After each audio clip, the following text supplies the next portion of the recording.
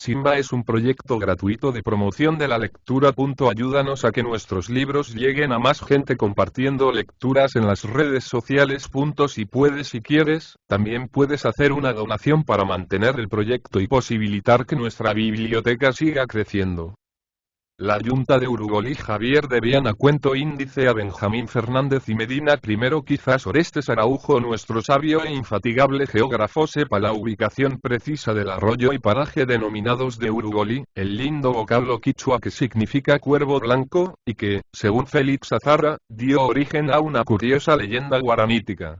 Las cartas geográficas del Uruguay no señalan ni uno ni otro. Y por mi parte solo puedo aventurar que están situados allá por el Acegua, en la región misteriosa de ásperas serranías mal estudiadas, de abruptos altibajos donde mora el puma, y abras angostas donde suele asomar su hocico hirsuto el aguará, en los empinados cerros de frente calva y de faldas pobladas de baja y espesa selva de molles y espina de cruz. Ello es que, encerrado entre dos vertientes, existía hace tiempo un pequeño predio, un vallecito hondo y fértil, rico en tréboles y gramillas, donde acudían en determinadas épocas las novilladas alzadas. En un flanco de la montaña, mirando al norte, alzábase un ranchejo de adobe y totora, y en él moraba el poseedor ya que no el dueño de aquel bien mostrenco. Segundo Rodríguez se llamaba el usufructuario de la tierra y de la hacienda. Y era el tal un gigante que, parado en el interior del rancho, no tenía nada más que estirar la mano para tocar la cumbrera. Para hacerse unas botas que no sé por qué se llamaban y siguen llamándose de cuero de potro necesitaba las piernas de un novillo corpulento y tenía que sacar la piel desde muy arriba, de cerca de la capadura. Sus piernas eran dos troncos, que el más prolijo estanciero hubiera codiciado para horcones de su galpón. Su busto era macizo y ancho, y sobre él, unida a un cuello de toro, descansaba una cabeza pequeña, la clásica cabeza de Hércules. Sus brazos estaban en relación con las piernas, y las manos no eran tan largas, pero sí más anchas que los pies. Segundo Rodríguez pasaba por muy presumido en el vestir y poseía una navaja con la cual se afeitaba todos los sábados, cortando pelos como quien corta árboles en el monte, sin respetar nada más que el espeso y negro bigote, que era su orgullo. No hay para qué decir que no ponía mucho cuidado al afeitarse, y rascaba con fuerza los mofletes rubicundos, como quien lonjea guascas, según su propia pintoresca expresión. Y al concluir la obra reía de buena gana al mirarse en un pedazo de espejo y encontrarse tuito charqueado. La frente era baja y estrecha, una de esas frentes sin luz que van diciendo el cerebro que guardan. Las cejas muy pobladas, la nariz fuerte y aguileña, los ojos pequeños y vivos, rebosando malicia y una de esas miradas que son brillantes como una superficie bruñida, que reflejan, pero que no emiten luz, como en todos los seres en que la vida es simplemente sensitiva. En lo físico y en lo moral, Segundo Rodríguez era un Portos gaucho, noble, valiente, vanidoso y caballeresco. Fuerte como un toro, bravo como bagual de sierra, bueno como china antigua, decidor jaranista, servidor y desprendido, era bruto como bota nueva. En su faz, tostada por las inclemencias del tiempo, no se había marcado ninguna arruga, porque las arrugas del rostro son huellas de ideas. No sabía a ciencia cierta cuándo había nacido, ni dónde ni de qué padres. Cosas eran estas que no tenían mayor importancia en la buena vida nómada de nuestros felices antepasados. No calentó los bancos de la escuela, porque en aquella época se empezaba temprano el oficio de soldado. El gobierno arreaba chicos y grandes, y las revoluciones entusiasmaban y ponían en armas a grandes y chicos. Y, por otra parte, la escuela era innecesaria. Para enlazar, pialar, domar, pelear y manejar el naipe y la taba, no era menester saber leer ni escribir.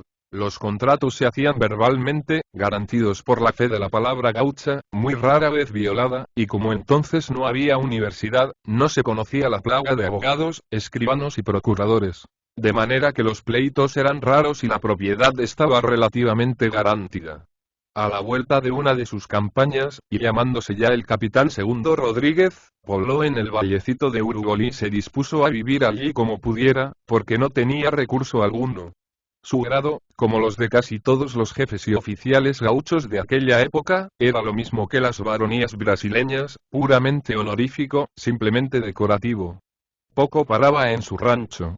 Las carreras eran su pasión primera y su primera fuente de recursos también. Después seguían el naipe y la taba. Por asistir a una jugada andaba leguas, y no conocía distancias tratándose de ver correr un parejero de renombre. Cuando permanecía en su casa no le faltaban amigos con quienes tomar el amargo y charlar a gusto de acciones de guerra, de caballos y desafíos. Su fortuna la constituían su apero y su tropilla, 9 pingos, de los cuales 3 un tordillo, un overo y un gateado eran parejeros de nombrarla. De tiempo en tiempo convocaba a sus amigos para hierras o apartes de novillada alzada.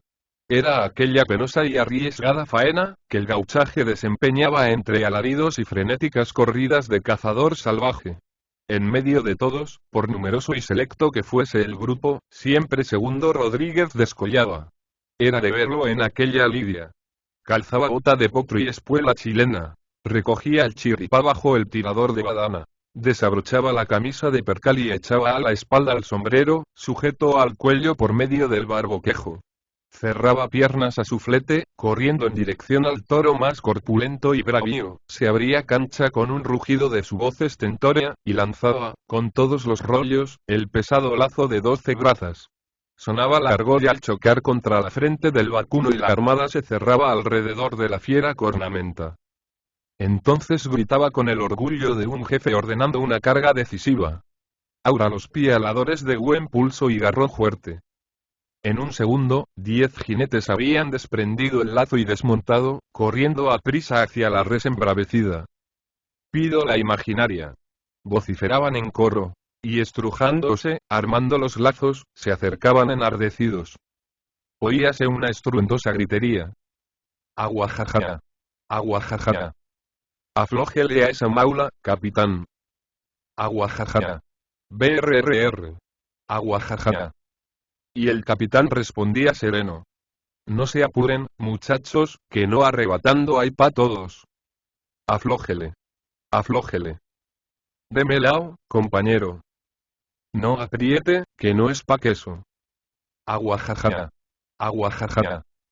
Enloquecido por los gritos, el toro bufaba, sacudía el borlón de la cola, escarbaba el suelo con la pezuña, bajaba el testuz y embestía fiero.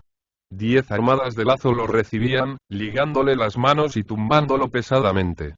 Antes de que la bestia pudiera hacer un movimiento, los hombres estaban encima, y quien le oprimía el flanco, quien le torcía el cuello, quien le quitaba el bozal de las aspas y lo aseguraba en las patas traseras, pa' estaquiarlo.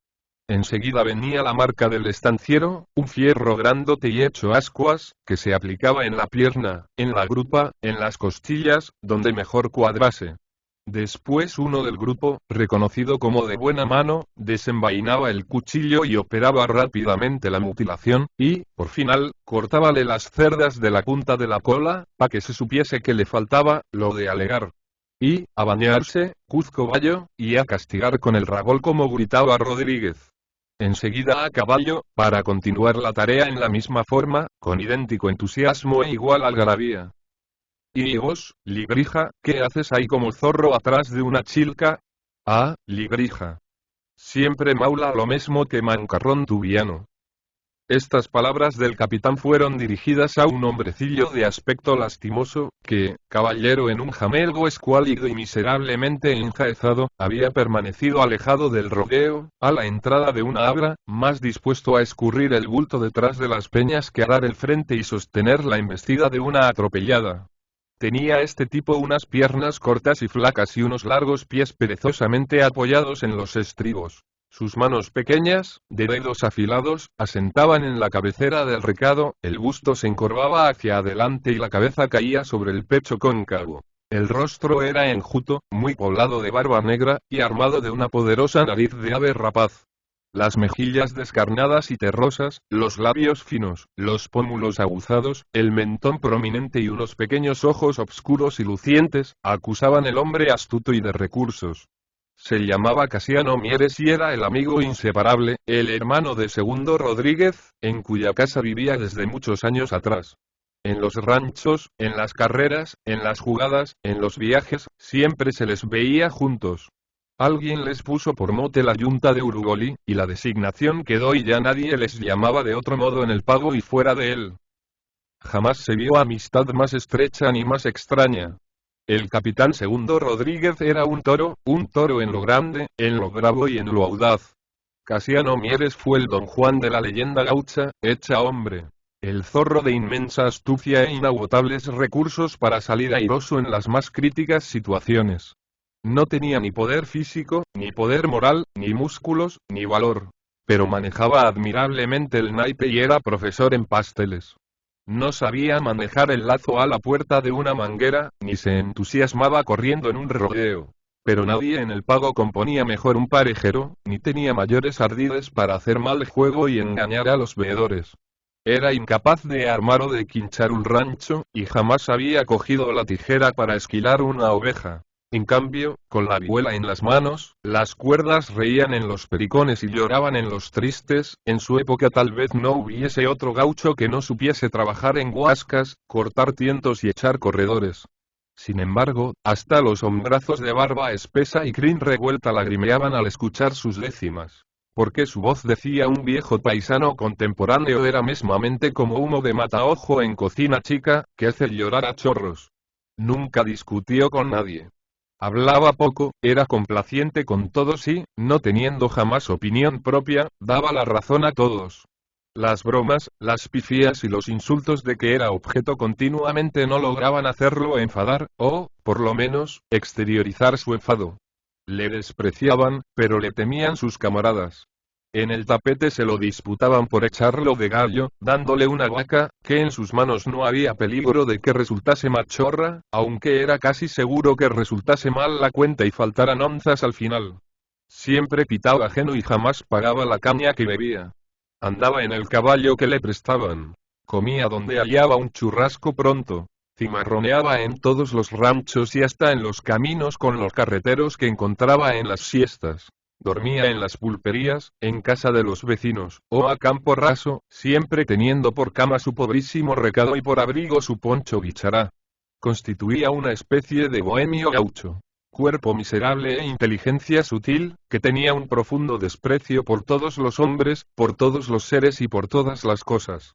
Su caballo solía permanecer un día y una noche atado al palenque, ensillado y con freno, sin comer y sin beber. Galopaba lo mismo con el fresco de la mañana o con el incendio de los mediodías de enero, que con las heladas de los crepúsculos de agosto, suponiéndole poco que la pobre bestia muriese de insolación o se pelase por la sarna desde la cruz a la cola. Igual le daba galopar por la blanda cuchilla alfombrada de hierba, que sobre los guijarros de un cerro o los lastrales de la sierra. Y si el animal se detenía, rendido de fatiga, desensillaba tranquilamente, sin un momento de mal humor, sin un asomo de contrariedad, y seguía despacio, muy despacio, con el recado al hombro. Si encontraba algún rancho cerca llegaba a pedir caballo. Si no, agarraba el primer mancarrón que encontraba y que paraba a mano o se ponía a tiro de bolas. Era superior a todos sus congéneres, porque tenía más desarrollado que todos ellos el desprecio por los hombres y por las miserias de la vida. Era inteligente hasta el punto de no tener odios ni vanidades. Era inmensamente grande, merced a la carencia absoluta de sentido moral. Los convencionalismos sociales no le estorbaban en lo mínimo. Los había arrojado como a poncho mojado que incomoda y no abriga. Tal era Librija. Su amistad con Segundo Rodríguez fue toda una historia. Las gentes del pago la cuentan así. En las grandes carreras jugadas en las puntas del Caraguatá solo los brasileños apostaban y eso aprovechando la usura al colorado patiblanco de Juca Pintos. En cambio el gauchaje oriental tapaba con onzas el tordillo del capitán Rodríguez. Cuando llegó la hora de enfrenar, un gentío inmenso rodeó a los corredores y las apuestas se cruzaron formuladas con frases insultantes. 20 patacones contra 15, voy al tordillo, caballeros. 10 novillos contra 6, y juego al mesmo. Una voz gruesa y áspera resonó. 100 onzas al tordillo, y doy luz pa' tuito el mundo. El silencio que produjo aquella gruesa suma ofrecida a las patas de un caballo fue roto con sonoras carcajadas, motivadas por el recto de un morenito. Yo también doy luz, una pataca añandú del capitán. De rato en rato se oía una voz tímida que decía: tomo 10-3. Empezaron las partidas. El día estaba nublado y la pista blanda con la lluvia de la víspera. Los caballos, en sus rápidos arranques, hacían saltar el lodo con los cascos, cacheteando a los curiosos. Toda la concurrencia estaba impaciente. El único que conservaba su habitual serenidad era Casiano Mieres, Librija, que corría el colorado en camisa y calzoncillos, el espolín calzado sobre la carne, un rebenque en cada mano y una boina roja en la cabeza. Un moreno viejo, con una fuente bajo el brazo, pregonaba a gritos: pasteles. Pasteles.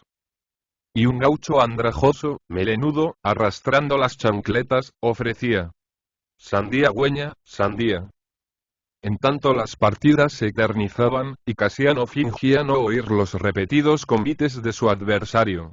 La impaciencia crecía, y cuando ya se había decidido poner bandera, Librija gritó: vamos. Y el contrario, aceptando: vamos, respondió. Los dos caballos partieron como flechas. El tordillo medio atravesado y algo encogido. El colorado firme y en toda carrera, ganando del primer arranque un cuerpo de ventaja. Sintióse el tropel de la concurrencia, que galopaba precipitadamente hacia la meta, ansiosa de ver la llegada. A los 200 metros el tordillo, curtido a lazo y espuela, había logrado recuperar el terreno perdido en la salida, apareándose al contrario. Hizo un nuevo esfuerzo y su fina cabeza pasó la cabeza del colorado. Desde allí la lucha siguió reñida hasta los 300 metros, al pisar en los cuales el caballo del capitán llevaba medio cuerpo de ventaja. En ese momento Rodríguez gritó entusiasmado y considerando el triunfo seguro: 100 onzas a 10. En pago, contestó con tranquilidad un ricacho brasileño. Y en el mismo momento el tordillo perdió pie y se dio vuelta, arrojando lejos al jinete. Hubo un momento de asombro. Casiano pasó al galope el maniador que servía de meta. Los jueces sentenciadores se reunieron y deliberaron breves instantes.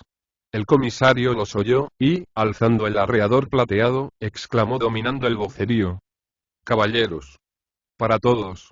El caballo colorado ha ganado. Segundo Rodríguez, silencioso y con el ceño fruncido, se fue abriendo paso con el encuentro del caballo y llegó hasta donde estaba Juca Pintos, un viejecito apergaminado que, muerto de frío en pleno verano, ocultaba la cabeza, cubierta por un pañuelo de hierbas y un gran sombrero de fieltro, entre el cuello del poncho y la boa arrollada al cuello. Al acercársele, el capitán dijo secamente: le corro la misma carrera pa mañana y por 50 onzas. Está bon, respondió con calma el brasileño. El capitán se alejó pálido y cejijunto. No se podía conformar con la fatalidad que le había hecho perder una carrera considerada en fija. Las pérdidas materiales, que eran grandes, no le suponían nada. Lo que sufría era su amor propio. Le quedaba poco dinero, pero no le fue difícil encontrar entre los amigos la manera de completar el monto de la apuesta. Al día siguiente, los partidarios del tordillo no tuvieron necesidad de dar usura. Las ofertas eran aceptadas en el aire, y ya no se jugaba en especie. Tantos novillos, tantas vacas. 100 reses de corte, 20 potros, 50 yeguas. Este fiador contra lo que den. Este rebenque en lo que lo tasen. 5 lecheras páridas. El caballo ensillado en lo que ofrezcan. Y los muchachos, taloneando los petizos, pasaban al tranco gritando: un vintén al tordillo. Una torta al tordillo. Una balastraca al tordillo. Una sandía al tordillo. 2 pasteles al tordillo. Al tordillo esta manera. El negro viejo hacía coro: pasteles. Pasteles. Y el gaucho harapiento acompañaba: a la rica sandía. A la rica sandía. Al empezar las partidas fuertes ya casi no se oían apuestas. Más de 400 personas, que formaban la concurrencia, estaban absortas, enmudecidas por la ansiedad. Hasta las chinas quitanderas, de suyo barullentas como loros barranqueros, guardaban silencio, se empinaban sobre la punta de los pies y estiraban el pescuezo para ver mejor. Más de una pierna temblaba como en los preparativos de una batalla, dejando oír el rum rum de las espuelas. Los corredores no lograron ponerse de acuerdo. Entraron en las obligadas, se puso bandera, pasó aún media hora, y al fin el pañuelo blanco se bajó en medio de la ansiedad general. El tordillo sacó luz en la salida y siguió adelante hasta el segundo tercio del camino. Pero enseguida su carrera comenzó a flaquear y el Colorado se le apareó sin grandes esfuerzos, lo pasó y llegó cortado a la raya ganadora. Apenas había desmontado el corredor del tordillo, cuando Rodríguez llegó hasta él, cogió la brida, y desnudando la daga, la hundió en el cuello de la bestia. Esta cayó agitándose convulsa, y el capitán limpió tranquilamente el acero en la crin del bruto muerto, tornó a envainar y dijo con voz pausada, dirigiéndose a los numerosos espectadores de esta rápida y extraña escena. Lo que no sirve pa' nada, se degüella. A los maulas hay que matarlos pa' que no echen cría. Y pasó el verano, transcurrió el otoño, llegó el invierno y nadie vio en jugadas o carreras al capitán Segundo Rodríguez. Su doble derrota lo había abatido de tal modo que no hallaba gusto en salir de su rancho. Una tarde, a la entrada de la primavera, llegó Primitivo Gómez, un viejo amigo y compañero suyo, hermano de armas y camarada de juegos. Tomaron mate, hablaron de bueyes perdidos, comieron con apetito el sabroso asado, y mientras a manera de café, volvían al amargo, el visitante dijo con aire distraído. ¿Y sus parejeros, amigo Rodríguez? Y el capitán, sangrando todavía por la herida, respondió agriamente. Ahí están, de acarriar agua. No muele, aparcero. Es ansina. No arrugue, que no hay quien planche. Esa no me entra. Y tengo buen tragadero. Segundo se encogió de hombros. Primitivo Gómez continuó con calma. ¿Ahora se presenta una carrera linda? No. Ya me dieron dos, y enrabadas, y chantas como contaba cargada. Pero esta sería a la fija. Solo pa' Dios hay fijas, amigo Primitivo. Si conociese el matungo, es añudo, compañero. No haga corral, porque no dentro. En tu avía me duelen los garrones de los hogazos. Bueno. No se caliente, aparcero. Con no hablar más, ya está concluido. Y el avisado seductor no habló más. Pero al día siguiente, muy temprano, antes de aclarar, mientras cimarroneaban en la cocina, buscó y halló medio de volver al mismo tema con habilidades diplomáticas. Ando medio lisiao de esta pierna, dijo, refregándose una rodilla con la palma de la mano. Y fue sonso. Una pechada con el encuentro de un mancarrón por apurarme a copar una parada contra el Picazo el Río Negro, pero vea, amigo, vea cómo se hacen de mentas o tretas que no levantan las patas. El caballo lo trujeron tapao, de la sierra y los tambores, y nadie se atrevía a tirarle en la manta. Pues vea, amigo, lo que es el diablo. ¿Quién había de ser el cuidador del Picazo? Pues nada menos que el mulatillo Tomás. Aquel muchacho que crió Tata y que después se huyó porque le había atracado una manga el lazo. Y yo comencé a ronciarlo con la intención de echarle un pial, y de juramente el mulatillo dentro a la jaula. Una tardecita, Tomás me trujo el parejero Picazo y le dimos un cotejo con mi rosillo, ¿sabe? Aquel rosillo pico blanco, marca de don Celedonio. Pues, amigo, el tan mentao se echó de un todo en las 400 varas y lo pelé como intén del bolsillo, vea, amigo. Y al parejero Picazo le han disparado como 6 o 10 caballos buenos de puacá. Y ansina, tan flojo, ganó el rosillo. Ansina mesmo, aparcero. Cuasi sin chicotear. Con que ya ve, lo que yo decía. Con su gateao, iba a ser como matar tarariras en la siesta. Poco a poco el capitán iba entrando. La armada era grande y el lazo fuerte. Primitivo fingió no dar mayor importancia al cuento y cambió de conversación. Pero Rodríguez, visiblemente preocupado, no largaba el tema y seguía pidiendo informes. Si fuese posible cotejarlo con el gateao. Posible es, de juro que es posible. Pero como usted dice que lo ha largado. El gigante se ruborizó. Pero ansina mesmo dijo, está medio delgado, y levantándolo un poco. Al obscurecer del siguiente día la prueba se efectuó, y el gateado que si no estaba a trato de parejero tampoco estaba de acarrear agua, como dijera su dueño, ganó corriendo con doble peso dando chico a grande por un cuerpo de caballo al famoso parejero Picazo del Río Negro. Una semana después se concertaba la carrera, por 100 onzas, para el 1 de diciembre, en la costa de Urugolí. La noticia cundió rápidamente y despertó, por más de un motivo, la curiosidad y el interés del pago. Es así que el 1 de diciembre, aunque el sol quemaba y el aire era polvo ardiendo, un gentío inmenso desbordaba en la pulpería y en las muchas carpas que blanqueaban en el contorno como bandada de cigüeñas. Segundo Rodríguez se paseaba radiante sobre un moro escarceador, casi cubierto con las gruesas prendas de plata.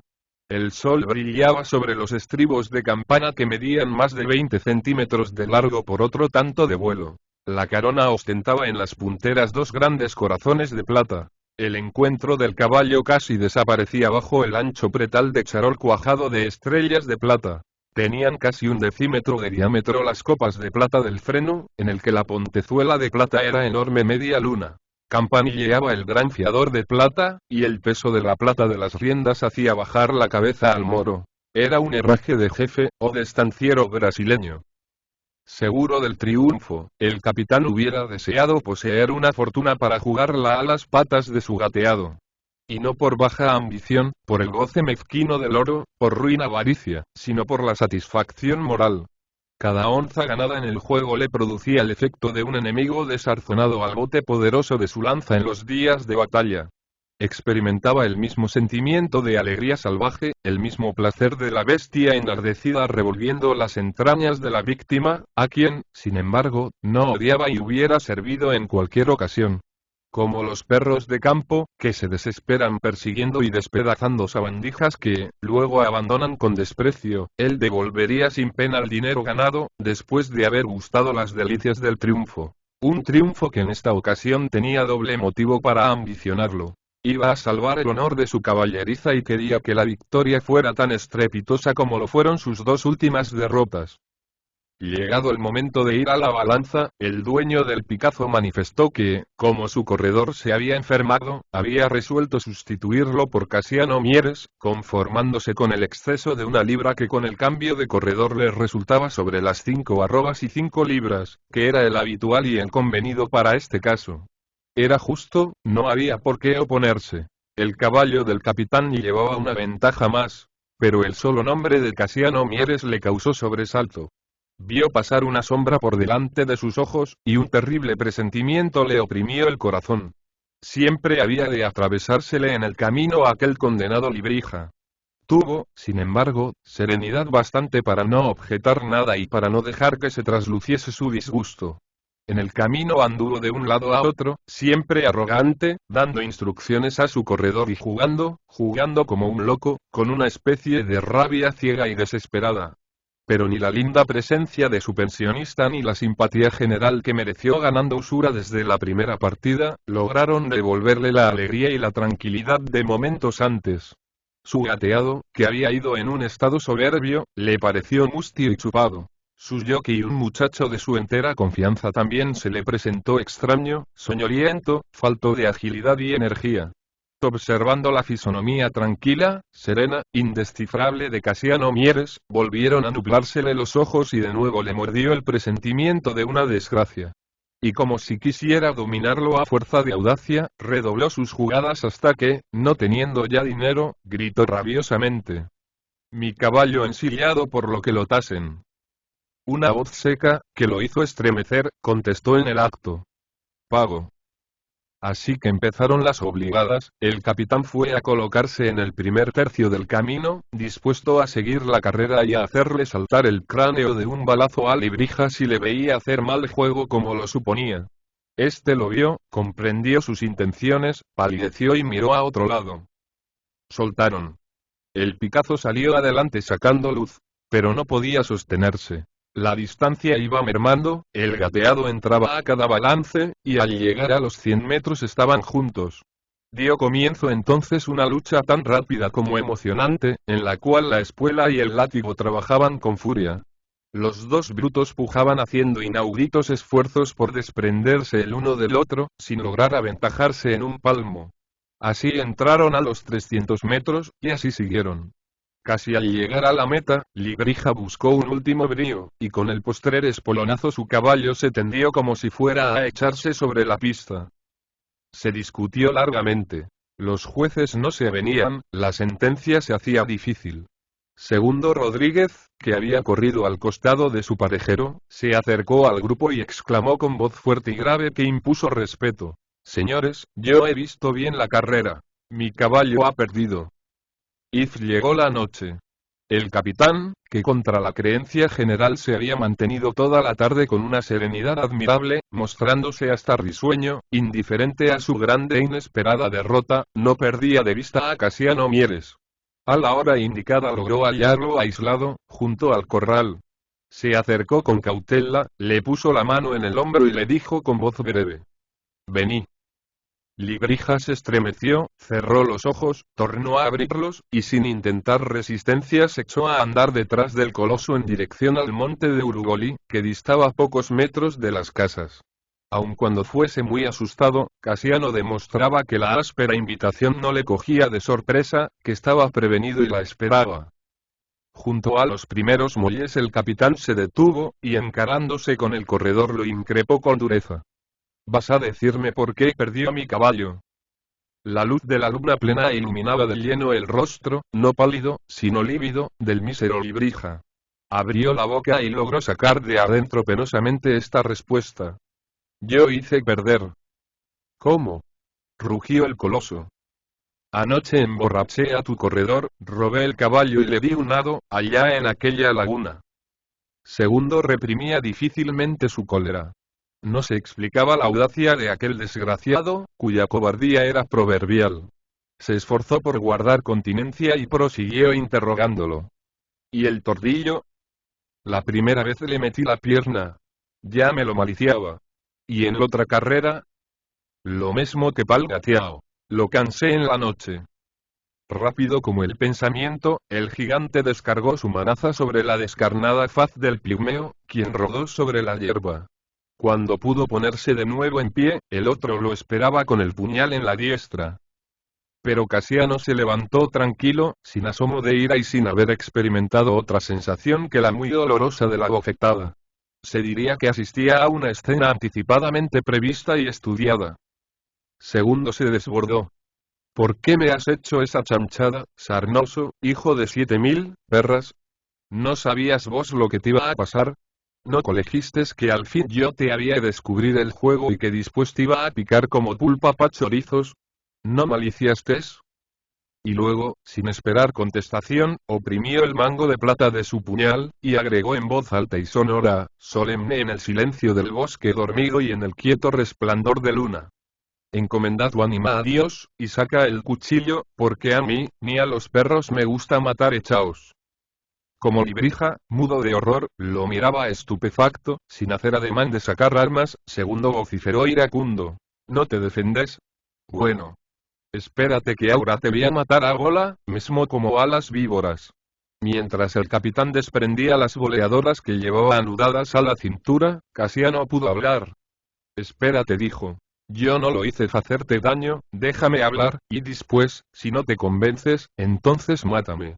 Vos sabes que yo soy maula y que no te puedo pelear». Segundo Rodríguez, obligado a sostener una lucha interna entre su odio y la repugnancia que le causaba aquel miserable, se detuvo sin concluir de desanudar las boleadoras.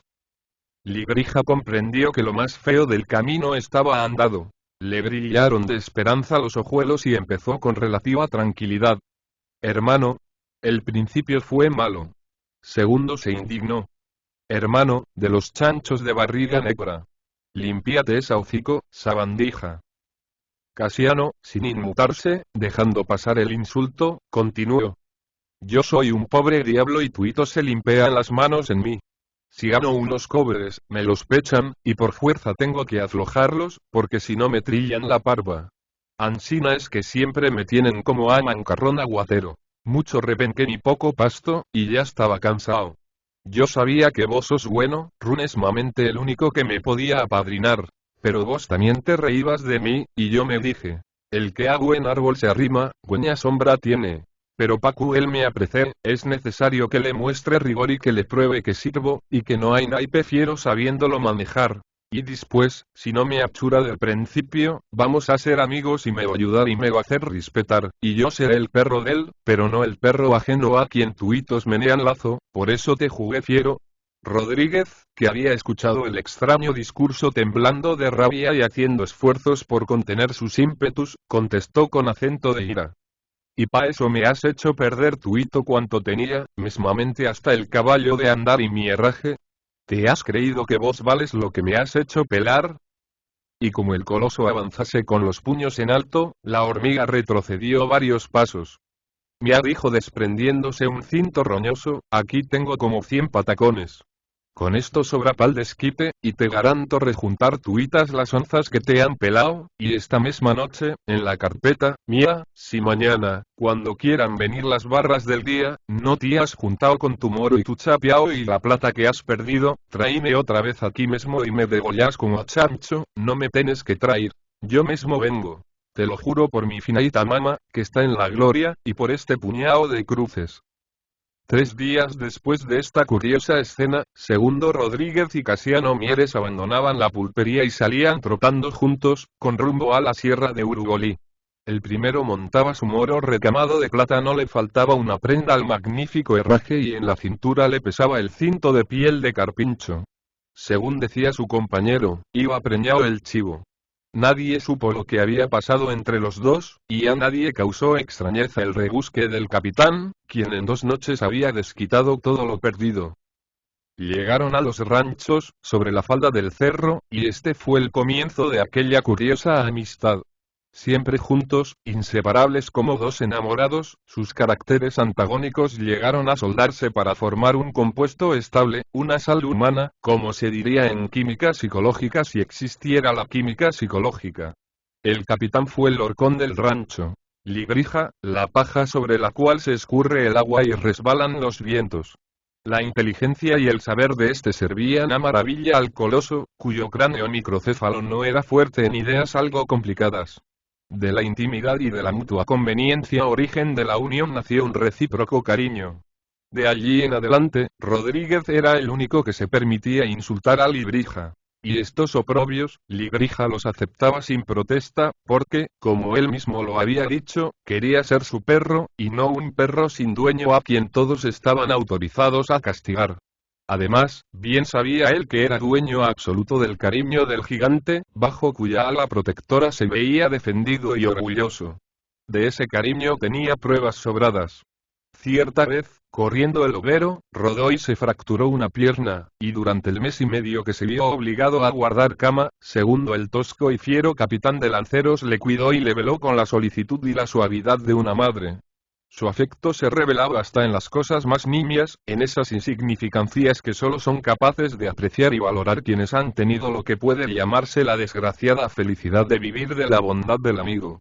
Al servir la comida, las mejores presas eran para Librija. Si se arreaban tropas de ganado, Segundo hacía los 2/4 de ronda nocturna mientras su compañero dormía. Si era necesario vadear un arroyo crecido, Segundo se preocupaba más de la suerte de su amigo que de la suya propia.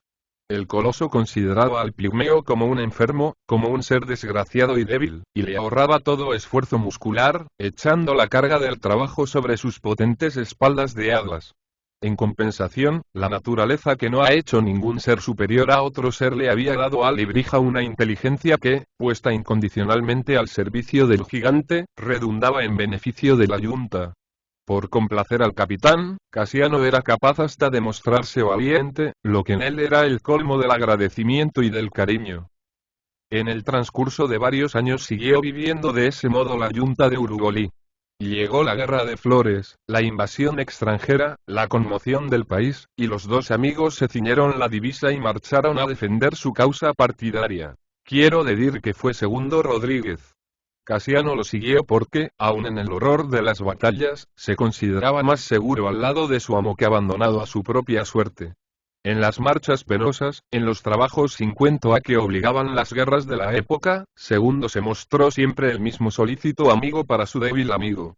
Siempre que era necesario pelear buscaba un pretexto para alejar de la zona del fuego al pobre pusilánime, que lo hubiera seguido sufriendo atroces torturas. Cuando no había otro remedio que combatir, lo llevó a su lado, sin perderlo de vista, protegiéndolo con su propio cuerpo. Si alguna vez dominado por el entusiasmo se confundía en un entrevero, o tenía que alejarse en una persecución encarnizada, no tardaba en recordar a su hormiga y volvía a grupas, inquieto y agitado, sin sosiego hasta que lograba encontrarle. Concluida la guerra, siempre los mismos, sin haber obtenido recompensas, a las cuales no aspiraron cuando se lanzaran a ellas un poco apesadumbrados por la derrota de su causa, pero contentos con haber cumplido con lo que consideraban su deber, volvieron al pago, al sereno y agreste valle de Urugoli, donde continuó la misma vida anterior, tranquila y simple, dedicada al cuidado de parejeros, mateando firme, churrasqueando gordo, haciendo reclutadas de ganado alzado y acumulando doradillas onzas de oro en las jugadas de monte, de talco y de taba. Tornó a vibrar el clarín de guerra concitando a los partidarios. Las ambiciones políticas no habían podido avenirse en la metrópoli, y Timoteo Aparicio, alzándose en armas contra el gobierno del general Lorenzo Badille, había invadido el país. A los correligionarios no les importaba saber por qué se encendía la guerra, ni les correspondía discutir su conveniencia o inconveniencia. Se había tocado llamada, y el deber era acudir a las cuchillas sin vacilaciones y sin reflexiones, que implicarían deslealtad o cobardía. La yunta de Urugoli cogió sus lanzas, ensilló sus caballos de guerra, se ciñó la divisa, y, con la reserva de tiro, marchó a incorporarse al ejército revolucionario, sin perder tiempo en averiguar con qué objeto iban a la lucha, por qué iban a morir. Nada les importaba, nada les suponía. A la manera de los sectarios de una religión primitiva, iban a donde los sacerdotes ordenaban que fuesen. Los jefes sabrían por qué era necesario combatir, derramar sangre, matar o ser muertos por hermanos. Para eso eran los jefes.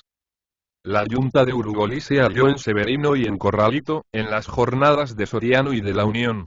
Segundo Rodríguez, ascendido a jefe por sus fuerzas, era uno de los más entusiastas admiradores del caudillo de tez cobriza, ojos encapotados, larga cabellera y espesa barba gris.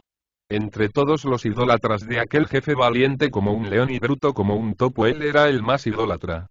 Segundo Rodríguez era el tipo del gaucho clásico, rudo y caballeresco. Y Timoteo Aparicio, que si hubiese sabido leer y escribir habría llegado a ser un buen sargento de caballería, deslumbraba al gauchaje con su bárbara osadía y con su impetuosidad de bruto. El coloso lo adoraba como a un dios. Al amanecer del día 25 de diciembre de 1870, los dos ejércitos blanco y colorado, revolucionario y gubernista, se encontraron frente a frente, cerca de la capilla del Sauce, dispuestos a entablar una acción decisiva. Presentóse la mañana teñida del color azul violáceo de los pétalos del iris, y estaba serena, casi augusta, obligada a contemplar aquel choque de odios fratricidas.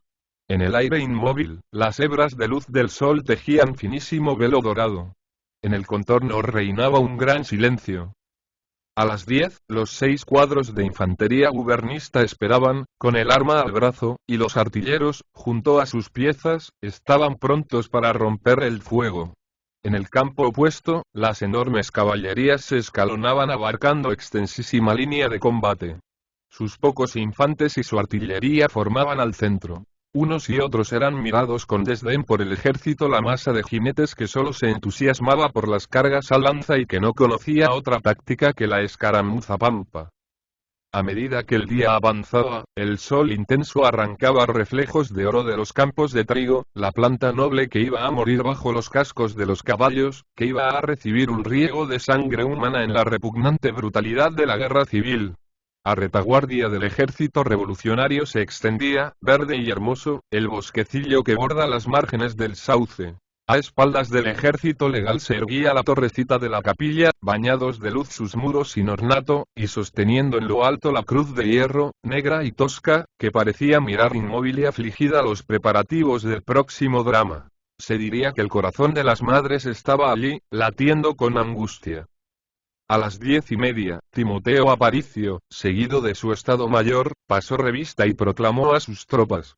A galope sobre un potro brilloso, echado a la nuca el sombrero adornado con ancha divisa blanca, flotantes las faldas del poncho de rayas blancas y celeste, cimbrando en la ancha mano tostada la más terrible lanza de las orientales caballerías, como la llamó Acevedo Díaz en Páginas Magistrales, aquella que entraba en el combate con una banderola celeste y pura como el cielo de la patria, y volvía roja como el infierno del pasado, destilando sangre ante la vista extraviada e iracunda del tremendo lanceador, altivo y soberbio. El caudillo pasó, la melena era gris. El espeso bigote y la luenga barba eran grises también.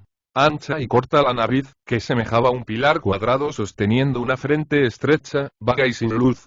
Bajo las largas y pobladas cejas se abrían unos ojos grandes, denegridos, que hubieran sido bellos sin los espesos párpados que caían como cortinas, nublando la mirada y dando al rostro una expresión taciturna de fatiga y desconsuelo, que contribuían a hacer más manifiestos los profundos surcos nasolabiales. No tenía, como Artigas, como Rivera, como Oribe, esa luminosidad de los conductores de hombres, ese resplandor intenso que, llegado al máximum, engendra a los Alejandros, los Aníbales, los Césares, los Napoleones y los Bolívares. Sin embargo, al pasar delante de sus huestes, la multitud de centauros melenudos y harapientos lo aclamó frenéticamente, agitando los ástiles de las lanzas y vomitando un huracán de vivas con sus voces roncas. Todos los sufrimientos de la campaña, las fatigas, la desnudez, el hambre, todo desaparecía a la vista del jefe, que encarnaba el símbolo adorado y dilataba sus iracundos pechos de sectarios fanáticos. Cuando el general pasó junto al comandante segundo Rodríguez y el teniente Casiano Mieres, el primero oprimió nerviosamente con la pantorrilla desnuda el flanco de su caballo de guerra, levantó en alto el mango de Urunday de su lanza enorme, y con los ojos fuera de las órbitas y el labio trémulo, en vez de un grito, lanzó un sangriento insulto al adversario. Después, mirando a su compañero, lagrimeando de entusiasmo, tartamudeando, exclamó: «Fíjese, hermano, qué cara tiene hoy el general. Parece el mismo Dios bendito. Ahora sí que es de veras, compañero, y esto va a ser el desperdicio. Va a ver que vamos a dejar la salvajada en escombros, como Paysandú». Mas, notando que Casiano, muy pálido, con los labios contraídos, los ojos abiertos y la nariz hinchada, estaba ya muerto de miedo, dulcificó la voz y le habló con cariño: «No se asuste, hermano, que yo lo he de sacar en ancas, y después usted sabe que los zumacos son como los chanchos, que dan frente a los perros un ratito no más, y ya clavan la uña». Librija miró a su amigo con infinita expresión de agradecimiento, y una sonrisa se dibujó en sus labios descoloridos. Tenía tal confianza en Segundo, una fe tan ciega en su valor, audacia y pericia, que le creía capaz de librarle de todos los peligros, realizando milagros por salvarle. Iba a hablar cuando los clarines vibraron tocando carga general. Fue primero como si hubiese reventado un trueno horrísono. Escuchóse una gritería infernal. 3000 voces de demonios enfurecidos resonaron en la ladera como monstruoso alali. Luego siguió el retumbar de los cascos de los caballos, semejante a una ola colosal que va rodando en busca del peñasco. En acelerada carrera sobre el campo de trigo, los caballos se trababan o perdían pie en las zanjas, y muchos jinetes caían recibiendo sobre sus cuerpos el peso de la masa enloquecida, atormentada por la sed de sangre y las ansias de matar. La ola llegó y cayó sobre las caballerías enemigas, se detuvo un momento, bregó unos instantes y siguió mugidora como torbellino que encuentra un obstáculo, lo embiste, lo rodea, lo arranca, lo eleva o lo arrastra, golpeándolo, despedazándolo, desmenuzándolo, hasta esparcirlo convertido en impalpables aristas. Rojas estaban ya las banderolas de las lanzas y aún las caballerías revolucionarias corrían encarnizadas en la persecución del enemigo en fuga. De pronto hubo una pausa, unos minutos de indecisión, porque el adversario se desgranaba y los perseguidores no sabían a qué grupo elegir. En ese momento, Segura Rodríguez se empinó sobre los estribos, tendió la mirada y gritó con voz enronquecida: «Allá, muchachos. Allá va el general». Y enseguida la ola siguió rodando, encrespada, bramadora, ansiosa de destrucción, sin preocuparse del cañón que tronaba, ni de la fusilería que repiqueteaba a retaguardia. En el campo de batalla solamente habían quedado las infanterías y la artillería de uno y otro bando. Suárez, general en jefe del ejército legal, rompió sus cuadros, y, después de un corto tiroteo, mandó cargar a la bayoneta sobre los débiles escuadrones revolucionarios, que estaban allí como olvidados, sin órdenes, sin objeto. Mientras las caballerías y el ejército se desbandaban lanceando dispersas y llegando a alejarse varias leguas del sitio del combate. Aquello fue todo menos una batalla. Heroísmo bárbaro, proezas reprobables, derroche incalculable de esfuerzos infecundos, suprema y criminal indiferencia de la vida, sangrienta y voluntaria inmolación consumada en honor del monstruoso dios de las divisas.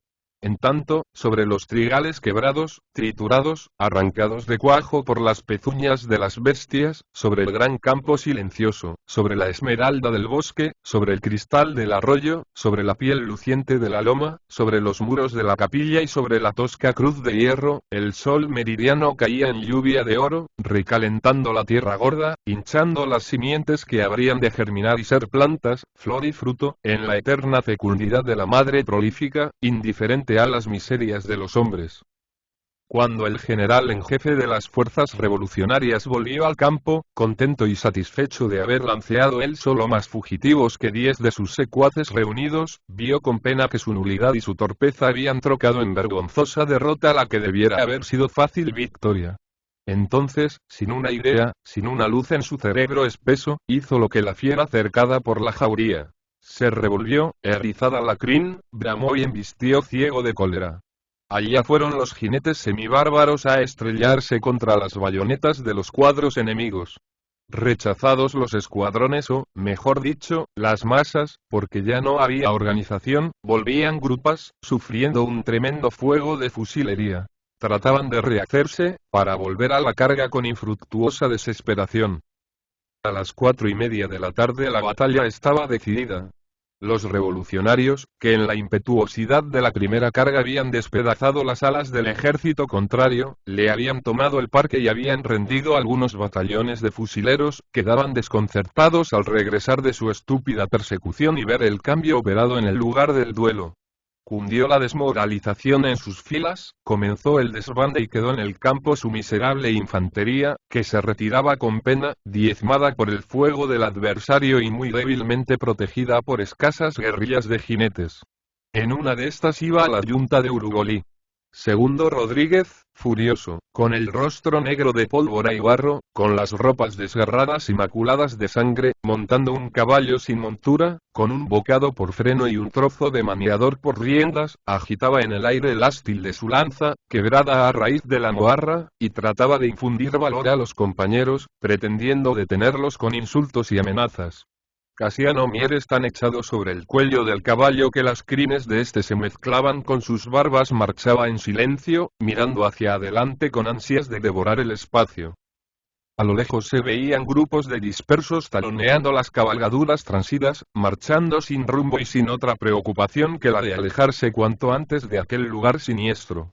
Los mismos que horas antes habían combatido con coraje de héroes huían ahora dominados por el pánico, acobardados, y como si el valor anterior hubiese sido solo el efecto de una borrachera de fanatismo que la derrota había disipado.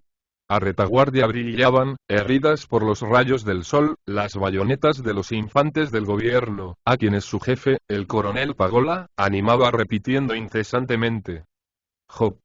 Otl, a la carga, muchachos. Jop. Jop».